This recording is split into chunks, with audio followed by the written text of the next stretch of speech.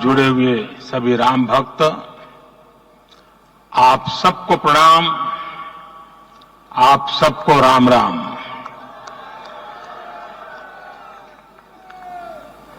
आज हमारे राम आ गए हैं।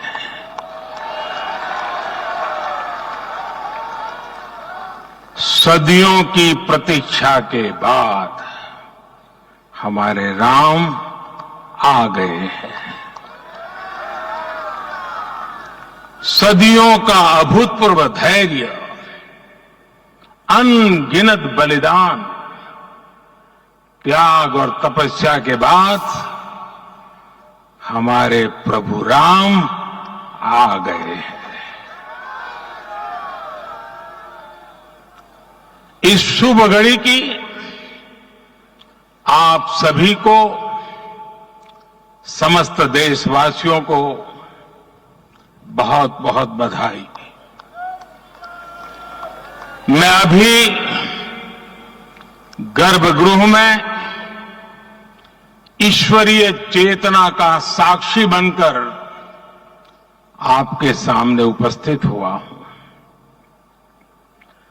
कितना कुछ कहने को है, लेकिन कंठ अवरुद्ध है। मेरा शरीर अभी भी स्पंदित है, चित्त अभी भी उस पल में लीन है।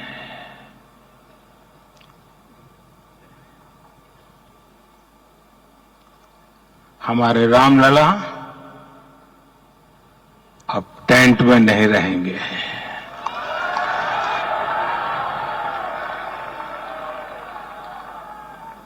हमारे रामलला अब इस दिव्य मंदिर में रहेंगे। मेरा पक्का विश्वास है, अपार श्रद्धा है कि जो घटित हुआ है, इसकी अनुभूति देश के, विश्व के कोने कोने में राम भक्तों को हो रही होगी। ये क्षण अलौकिक है, ये पल पवित्रतम है। ये माहौल, ये वातावरण, ये ऊर्जा, ये घड़ी प्रभु श्री राम का हम सब पर आशीर्वाद है। 22 जनवरी 2024 का ये सूरज एक अद्भुत आभा लेकर आया है। 22 जनवरी 2024 ये कैलेंडर पर लिखी एक तारीख नहीं, ये एक नए काल चक्र का उद्गम है।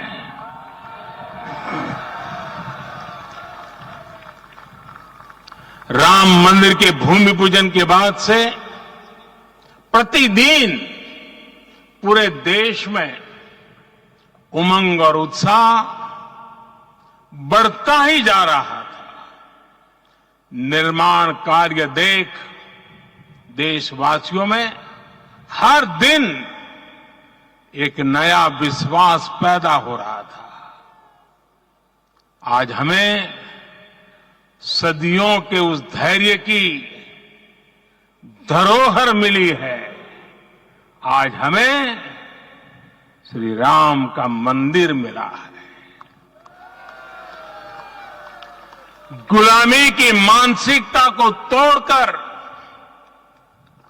उठ खड़ा हो राष्ट्र, अतीत के हर दंश से हौसला लेता हुआ राष्ट्र ऐसे ही नव इतिहास का सृजन करता है। आज से 1000 साल बाद भी लोग आज की इस तारीख की, आज के इस पल की चर्चा करेंगे। और ये कितनी बड़ी राम कृपा है कि हम सब इस पल को जी रहे हैं, इसे साक्षात घटित होते देख रहे हैं।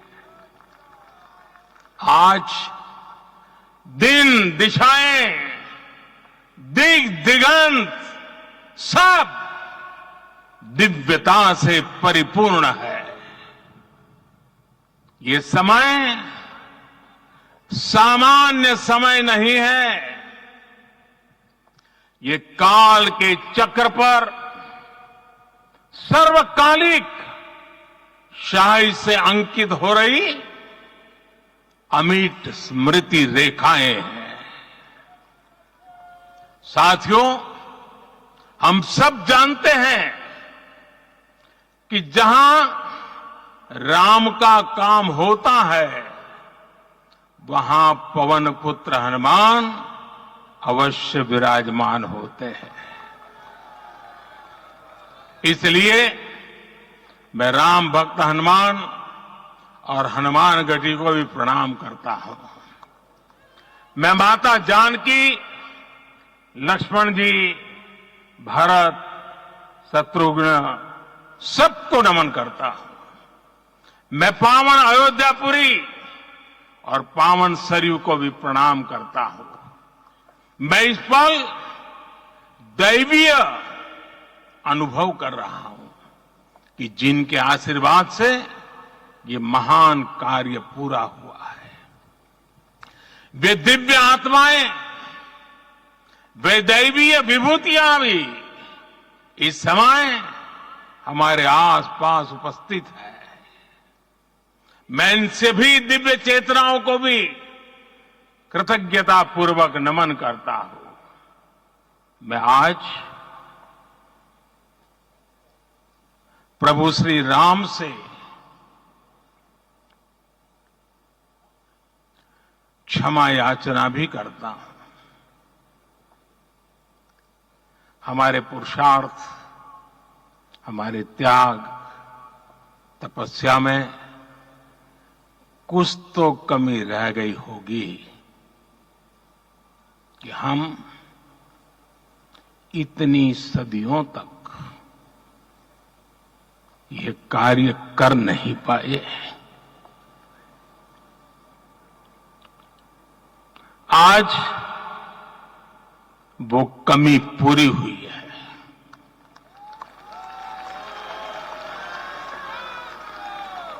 मुझे विश्वास है प्रभु राम आज हमें अवश्य क्षमा करेंगे। मेरे प्यारे देशवासियों, त्रेता में राम आगमन पर पूज्य संत तुलसीदास जी ने लिखा है, प्रभु बिलो की हर से पुरबासी, जनित वियोग विपत्ति समनासी। अर्थात प्रभु का आगमन देकर ही सब अयोध्यावासी, समग्र देशवासी हर्ष से भर गए। लंबे वियोग से जो आपत्ति आई थी, उसका अंत हो गया। उस कालखंड में तो वो वियोग केवल 14 वर्षों का था। तब भी इतना असह्य था। इस युग में तो अयोध्या और देशवासियों ने सैकड़ों वर्षों का वियोग सहा है। हमारी कई कई पीढ़ियों ने वियोग सहा है। भारत के तो संविधान में उसकी पहली प्रति में भगवान राम विराजमान है। संविधान के अस्तित्व में आने के बाद भी दशकों तक प्रभु श्री राम के अस्तित्व को लेकर कानूनी लड़ाई चली। मैं आभार व्यक्त करूंगा भारत की न्यायपालिका का, जिसने न्याय की लाज रख ली।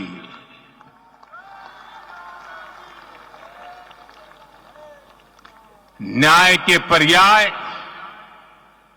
प्रभु राम का मंदिर भी न्यायबद्ध तरीके से ही बना। साथियों, आज गांव-गांव में एक साथ कीर्तन संकीर्तन हो रहे हैं। आज मंदिरों में उत्सव हो रहे हैं, स्वच्छता अभियान चलाए जा रहे हैं। पूरा देश आज दीपावली मना रहा है। आज शाम घर घर राम ज्योति प्रज्वलित करने की तैयारी है। कल मैं श्री राम के आशीर्वाद से धनुषकोडी में राम सेतु के आरंभ बिंदु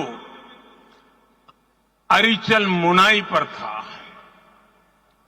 जिस घड़ी प्रभु राम समुद्र पार करने निकले थे, वो एक पल था जिसने काल चक्र को बदला था। उस भावमय पल को महसूस करने का मेरा ये विनम्र प्रयास था। वहां पर मैंने पुष्प वंदना की।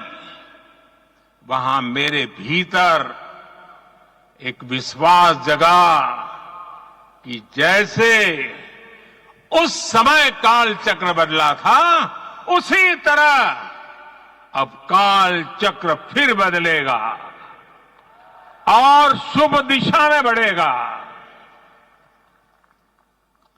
अपने 11 दिन के व्रत अनुष्ठान के दौरान मैंने उन स्थानों का चरण स्पर्श करने का प्रयास किया जहां प्रभु राम के चरण पड़े थे।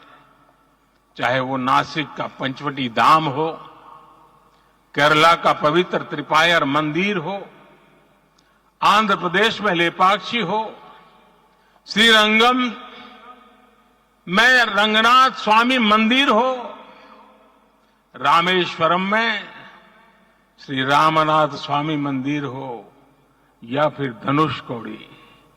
मेरा सौभाग्य है कि इसी पुनीत पवित्र भाव के साथ मुझे सागर से सरयू तक की यात्रा का अवसर मिला। सागर से सरयू तक हर जगह राम नाम का वही उत्सव भाव छाया हुआ है। प्रभु राम तो भारत की आत्मा के कण कण से जुड़े हुए हैं। राम भारतवासियों के अंतर मन में विराजे हुए हैं। हम भारत में कहीं भी किसी की अंतरात्मा को छुएंगे तो इस एकत्व की अनुभूति होगी और यही भाव सब जगह मिलेगा। इससे उत्कृष्ट, इससे अधिक देश को समायोजित करने वाला सूत्र और क्या हो सकता है। मेरे प्यारे देशवासियों, मुझे देश के कोने कोने में अलग अलग भाषाओं में रामायण सुनने का अवसर मिला है, लेकिन विशेषकर पिछले 11 दिनों में रामायण अलग अलग भाषा में अलग राज्यों से मुझे विशेष रूप से सुनने का मौका मिला। राम को परिभाषित करते हुए ऋषियों ने कहा है, रमन्ते यस्मिन् इति रामः, अर्थात जिसमें रम जाए वही राम है। राम लोक की स्मृतियों में, पर्वत से लेकर परंपराओं में सर्वत्र समाये हुए हैं। हर युग में लोगों ने राम को जिया है। हर युग में लोगों ने अपने अपने शब्दों में अपनी अपनी तरह से राम को अभिव्यक्त किया है और ये राम रस जीवन प्रवाह की तरह निरंतर बहता रहता है। प्राचीन काल से भारत के हर कोने के लोग राम रस का आचमन करते रहे हैं। राम कथा असीम है और रामायण भी अनंत है।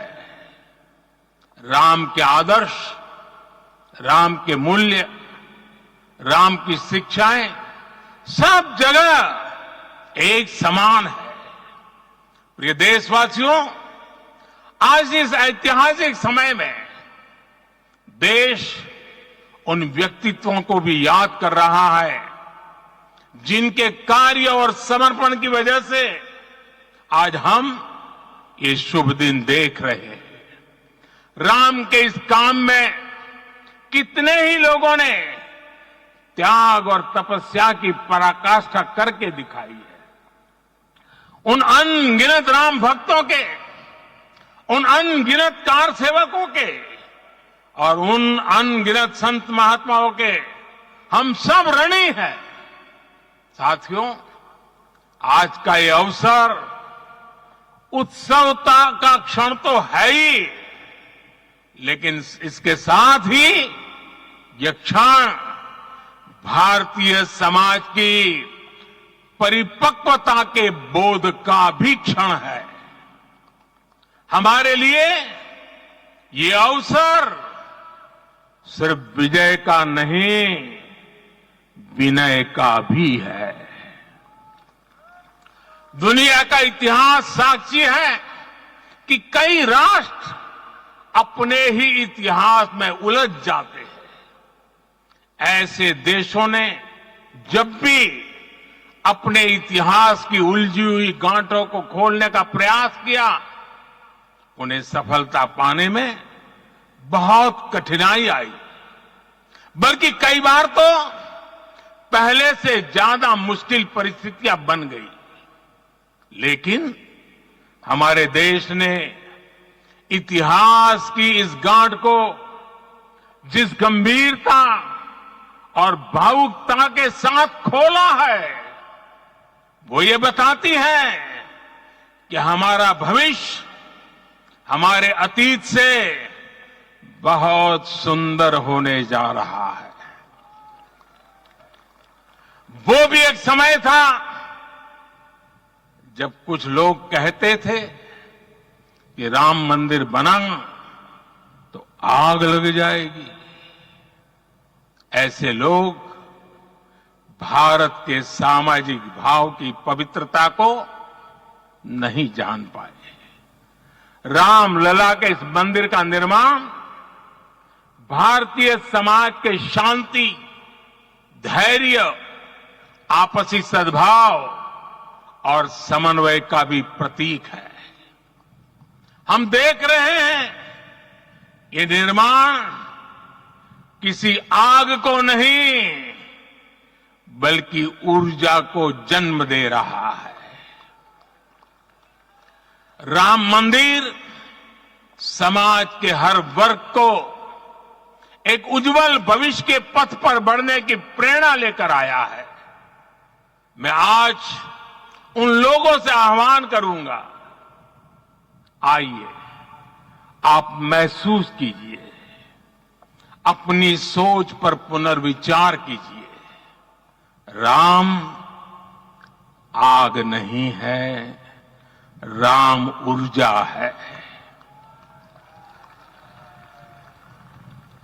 राम विवाद नहीं, राम समाधान है। राम सिर्फ हमारे नहीं है, राम तो सबके हैं। राम वर्तमान नहीं, सिर्फ वर्तमान ही नहीं, राम अनंत काल है। साथियों, आज जिस तरह राम मंदिर प्राण प्रतिष्ठा के इस आयोजन से पूरा विश्व जुड़ा हुआ है, उसमें राम की सर्वव्यापकता के दर्शन हो रहे हैं। जैसा उत्सव भारत में है, वैसा ही अनेक देशों में है। आज अयोध्या का यह उत्सव रामायण की उन वैश्विक परंपराओं का भी उत्सव बना है। रामलला की ये प्रतिष्ठा वसुधैव कुटुंबकम के विचार की भी प्रतिष्ठा है। साथियों, आज अयोध्या में केवल श्री राम के विग्रह रूप की प्राण प्रतिष्ठा नहीं हुई है, ये श्री राम के रूप में साक्षात भारतीय संस्कृति के प्रति अटूट विश्वास की भी प्राण प्रतिष्ठा है। ये साक्षात मानवीय मूल्यों और सर्वोच्च आदर्शों की भी प्राण प्रतिष्ठा है। इन मूल्यों की, इन आदर्शों की आवश्यकता आज संपूर्ण विश्व को है। सर्वे भवन्तु सुखिनः, ये संकल्प हम सदियों से दोहराते आए हैं। आज उसी संकल्प को राम मंदिर के रूप में साक्षात आकार मिला है। ये मंदिर मात्र एक देव मंदिर नहीं है, ये भारत की दृष्टि का, भारत के दर्शन का, भारत के दिग्दर्शन का मंदिर है। ये राम के रूप में राष्ट्र चेतना का मंदिर है।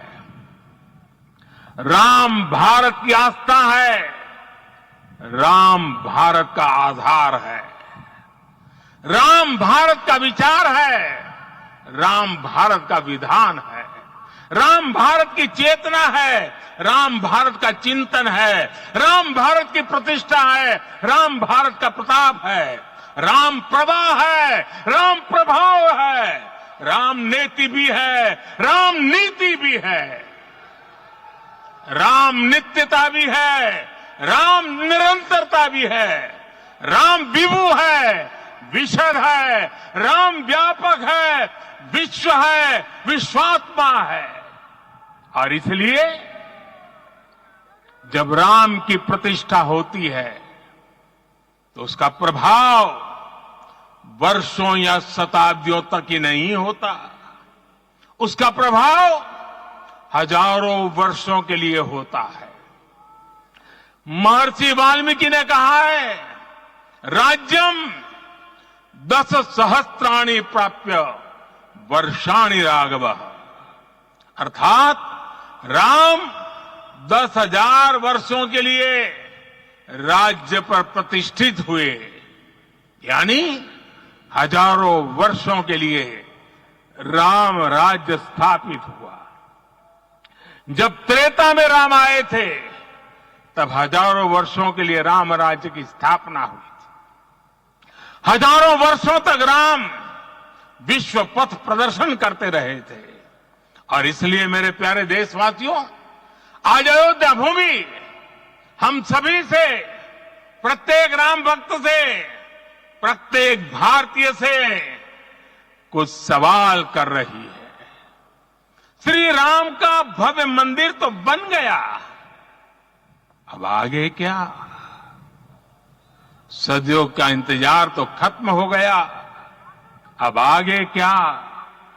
आज के इस अवसर पर जो दैवीय आत्माएं हमें आशीर्वाद देने के लिए उपस्थित हुई हैं, हमें देख रही हैं, उन्हें क्या हम ऐसे ही विदा करेंगे? नहीं, कदापि नहीं। आज मैं पूरे पवित्र मन से महसूस कर रहा हूं कि काल चक्र बदल रहा है। ये सुखद संयोग है कि हमारी पीढ़ी को एक कालजयी पथ के शिल्पकार के रूप में चुना गया है। 1000 वर्ष बाद की पीढ़ी राष्ट्र निर्माण के हमारे आज के कार्यों को याद करेगी। इसलिए मैं कहता हूं, यही समय है, सही समय है। हमें आज से, इस पवित्र समय से अगले 1000 साल के भारत की नींव रखनी है। मंदिर निर्माण से आगे बढ़कर अब हमें सभी देशवासी यही इस पल से समर्थ, सक्षम, भव्य, दिव्य भारत के निर्माण की सौगंध लेते हैं।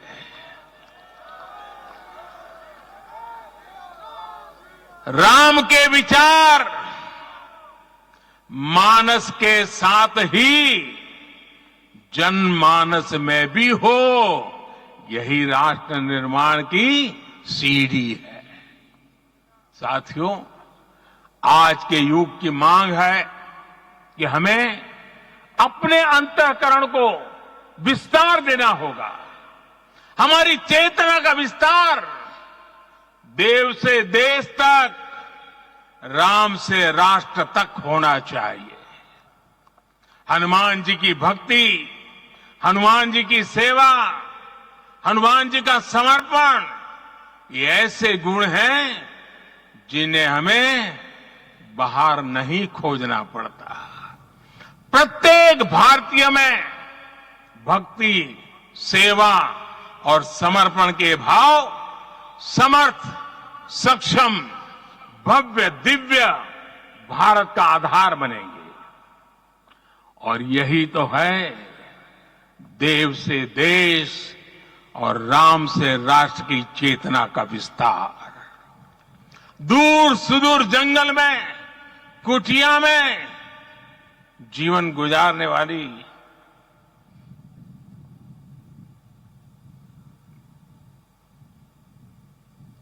मेरी आदिवासी मां शबरी का ध्यान आते ही अप्रतिम विश्वास जागृत होता है। मां शबरी तो कब से कहती थी, राम आएंगे।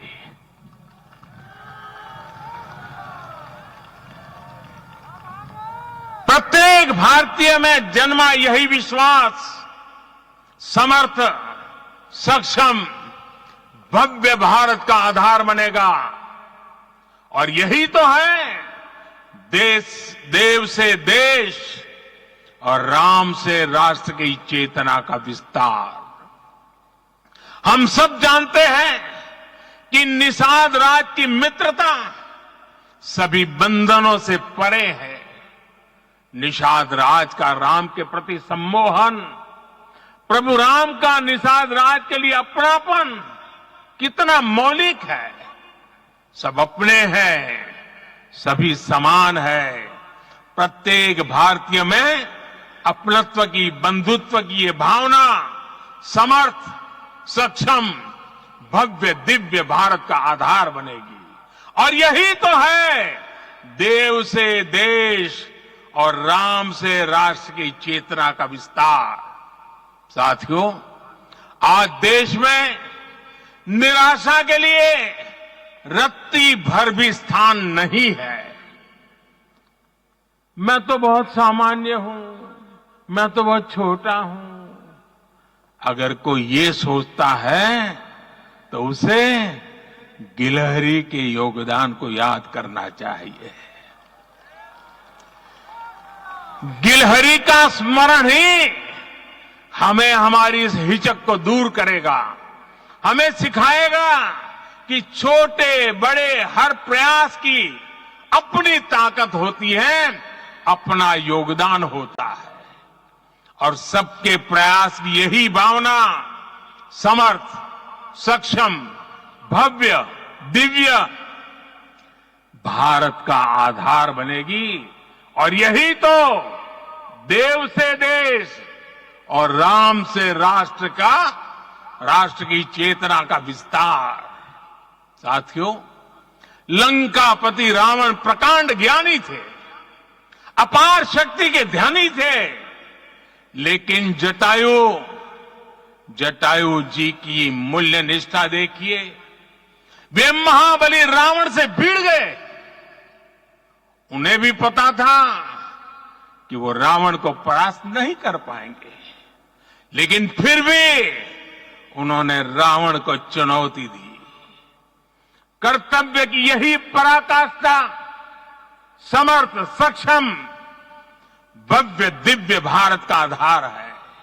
और यही तो है देव से देश और राम से राष्ट्र की चेतना का विस्तार। आइए हम संकल्प लें कि राष्ट्र निर्माण के लिए हम अपने जीवन का पल पल लगा देंगे। राम काज से राष्ट्र काज, समय का पल पल, शरीर का कण कण, राम समर्पण को राष्ट्र समर्पण के ध्येय से जोड़ देंगे। मेरे देशवासियों, प्रभु श्री राम की हमारी पूजा विशेष होनी चाहिए। ये पूजा स्व से ऊपर उठ करके समष्टि के लिए होनी चाहिए। ये पूजा अहम से उठकर वयम के लिए होनी चाहिए। प्रभु को जो भोग चढ़ेगा वो विकसित भारत के लिए हमारे परिश्रम की पराकाष्ठा का प्रसाद भी होगा। हमें नित्य पराक्रम, पुरुषार्थ, समर्पण का प्रसाद प्रभु राम को चढ़ाना होगा। इनसे नित्य प्रभु राम की पूजा करनी होगी, तब हम भारत को वैभवशाली और विकसित बना पाएंगे। मेरे प्यारे देशवासियों, ये भारत के विकास का अमृत काल है। आज भारत युवा शक्ति की पूंजी से भरा हुआ है, ऊर्जा से भरा हुआ है। ऐसी सकारात्मक परिस्थितियां फिर न जाने कितने समय बाद बनेगी। हमें अब चूकना नहीं है, हमें अब बैठना नहीं है। मैं अपने देश के युवाओं से कहूंगा, आपके सामने हजारों वर्ष की परंपरा की प्रेरणा है। आप भारत की उस पीढ़ी का प्रतिनिधित्व करते हैं जो चांद पर तिरंगा लहरा रही है। वो 15 लाख किलोमीटर की यात्रा करके सूर्य के पास जाकर मिशन आदित्य को सफल बना रही है। जो आसमान में तेजस और सागर में विक्रांत का परचम लहरा रही है। अपनी विरासत पर गर्व करते हुए आपको भारत का नव प्रभात लिखना है। परंपरा की पवित्रता और आधुनिकता की अनंतता, दोनों ही पथ पर चलते हुए भारत समृद्धि के लक्ष्य तक पहुंचेगा। मेरे साथियों, आने वाला समय अब सफलता का है। आने वाला समय अब सिद्धि का है। ये भव्य राम मंदिर साक्षी बनेगा भारत के उत्कर्ष का, भारत के उदय का। ये भव्य राम मंदिर साक्षी बनेगा भव्य भारत के अभ्युदय का, विकसित भारत का। ये मंदिर सिखाता है कि अगर लक्ष्य सत्य प्रमाणित हो, अगर लक्ष्य सामूहिकता और संगठित शक्ति से जन्मा हो, तब उस लक्ष्य को प्राप्त करना असंभव नहीं है। ये भारत का समय है और भारत अब आगे बढ़ने वाला है। शताब्दियों की प्रतीक्षा के बाद हम यहां पहुंचे हैं। हम सब ने इस युग का, इस कालखंड का इंतजार किया है। अब हम रुकेंगे नहीं, हम विकास की ऊंचाई पर जाकर ही रहेंगे। इसी भाव के साथ रामलला के चरणों में प्रणाम करते हुए आप सभी को बहुत बहुत शुभकामनाएं। सभी संतों के चरणों में मेरे प्रणाम। सियावर रामचंद्र की, सियावर रामचंद्र की, सियावर रामचंद्र की।